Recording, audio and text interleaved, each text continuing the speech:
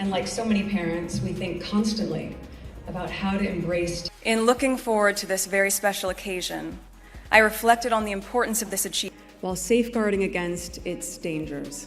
And that hopeful intention of Picture this. A swanky Manhattan hotel suite buzzing like a beehive. Stylists rushing from one corner to another, assistants glued to their phones like it's a life-or-death mission, and publicists obsessing over every microscopic detail. The energy, electric. Meghan's calling it their big comeback moment. Harry, meanwhile, stands near the window, staring out at that glittering New York skyline. You can almost feel what he's thinking. This is it. This is when everyone remembers who we are.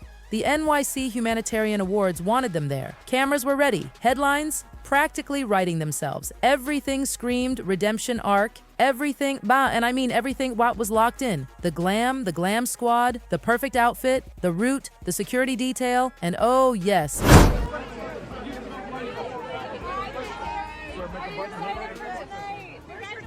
The flight, especially the flight, but then the phone rings. And suddenly that whole glossy plan just cracks. One simple word changes everything. Not maybe. Not we'll see. Just flat out, no. Their request for a fully sponsored private jet, denied. For a couple used to getting whatever they want, that no hit deep. It wasn't just about missing a fancy flight, it was about something bigger. Respect. You mean this one?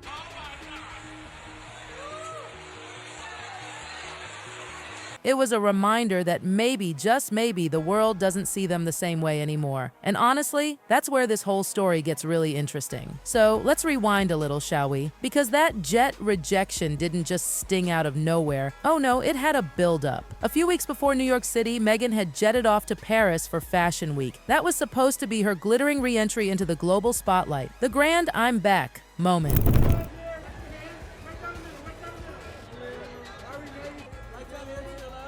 Front row at Balenciaga, cameras flashing. That signature chin-up confidence we all know so well. On paper, it looked like perfection. The designer outfit, the flashing lights, the glam, everything screaming, I'm back and you can't ignore me. But here's the truth. If you were actually there, the vibe was ice cold. Fashion Week isn't just about the clothes, it's about connections. Who greets you, who pulls you for photos, who wants to be seen with you? And Meghan, she wasn't getting that energy. Sure, she sat front row, cameras aimed her way, but the smiles were tight, the body language stiff. People were acknowledging her presence, not embracing it. And that outfit, not some exclusive custom-made couture just for her. What does it mean?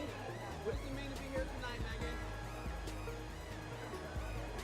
Nope, it was borrowed. And get this, the tags were still on. Now, anyone who knows the fashion world knows that's basically shade served cold. It's how the industry says, you're here, but not really one of us. When you're truly part of that inner circle, designers create pieces for you. They want you wearing their vision. But borrowed clothes with tags? That's the fashion equivalent of a polite smile hiding an eye roll. Nobody hugged her, nobody cleared a seat beside her, just a room full of polite indifference, and that kind of reception? Meghan Markle is getting an award for fighting the dangers of social media. The irony is gold.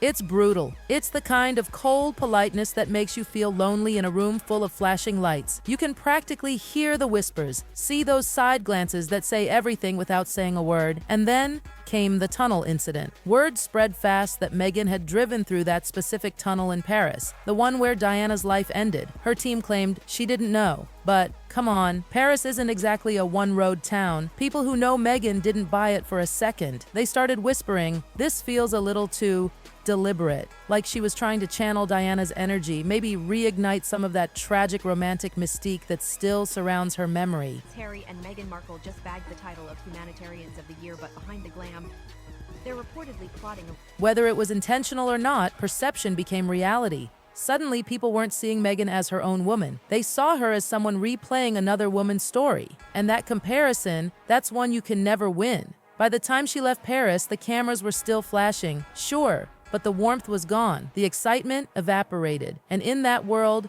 polite is the kiss of death.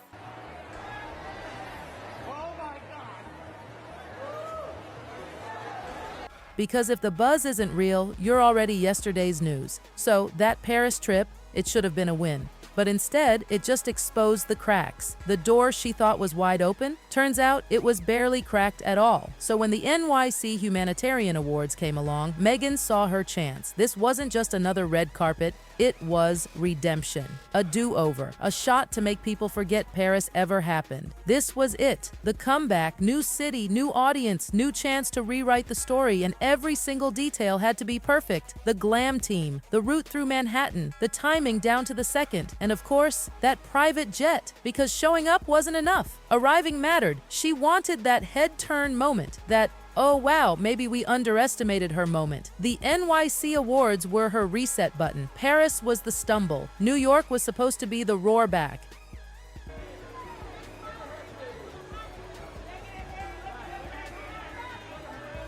But here's the catch. These awards weren't about glitz. They were about impact, real impact, the kind that comes from years of quiet work away from cameras, the kind that actually changes lives. This wasn't supposed to be another PR stunt. It was about honoring people who give without expecting anything in return. But when Harry and Meghan's team got involved, oh boy, things changed fast. Emails flying back and forth, requests piling up. Lighting had to be perfect, flattering but natural. You can be the visionary of your own life. You can charter a path in which Dressing room had to include specific brands of water, the kind of demands that make event organizers roll their eyes so hard they see their brains. But one request? It stood out. They wanted their flight covered, and not just any flight. A private jet, fully funded by the event sponsors. Their team framed it as a necessity, not luxury. It's about safety, they said. Too many people recognize them. Commercial travel would be chaos. Okay, sure.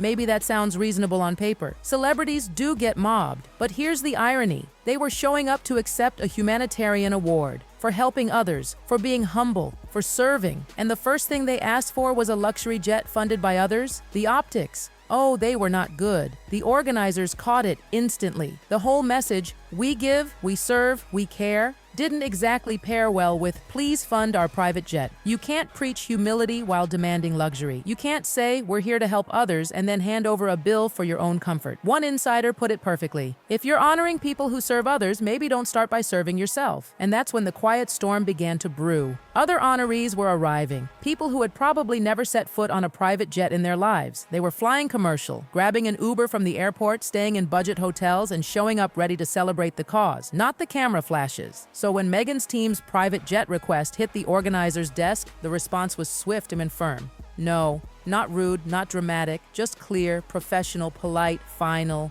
But oh, when that message reached the Sussex camp, it hit hard, because this wasn't just about travel anymore. It was about status, about realizing that maybe the world wasn't bending over backward for them the way it used to. And that realization cut deep. Inside the Sussex camp, that rejection. Oh, it exploded like a bomb, because let's be honest, this wasn't just about a plane anymore. It was about being treated like everyone else. And for two people who've spent years in rooms where their names opened doors, where no was never in the vocabulary, this was like a slap in the face. Their team scrambled fast. Suddenly, it was all spin mode. Maybe it was a scheduling issue, a miscommunication, but everyone involved knew the truth. That no wasn't logistical, it was symbolic. It was the universe saying, calm down, the world doesn't orbit around you anymore. But Harry's team didn't take it quietly. Oh no, they came armed, with justifications. Their argument? Safety. They pointed right back to Paris, painting this picture of chaos, flashing cameras, screaming paparazzi, cars swerving, the whole nightmare. You could practically hear them saying, see?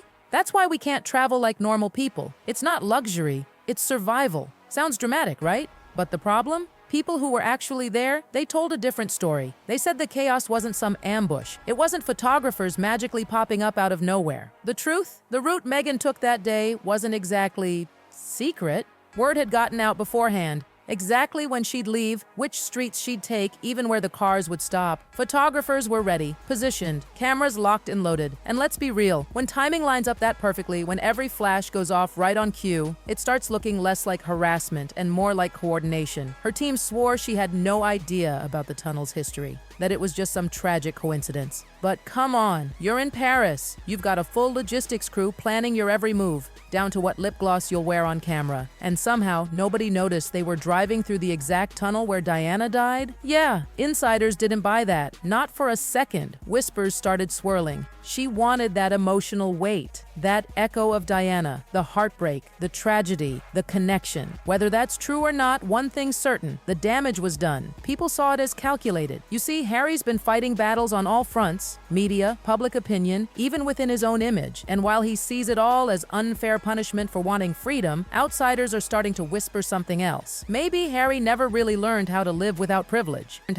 He didn't leave luxury behind.